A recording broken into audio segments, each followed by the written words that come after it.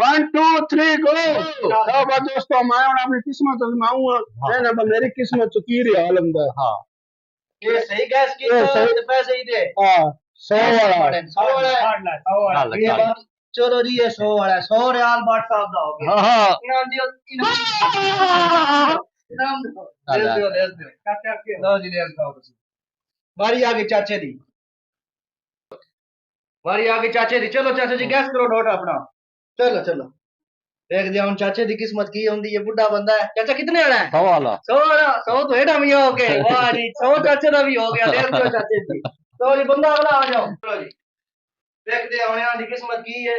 कितने वाला नोट है? 50 वाला। 50 वाला चला वाह जी वाह। दो जी दे दी नाम दो जी नाम। वाह जी वाह 5 आ गया। और अगला बंदा आ तफरी वाला मेरी है। थोड़ा शुरू की किस्मत में ने की केरा नोट 10 हो 10 वाला है। ओ गुड चाला चाला निकल गई जबरदस्त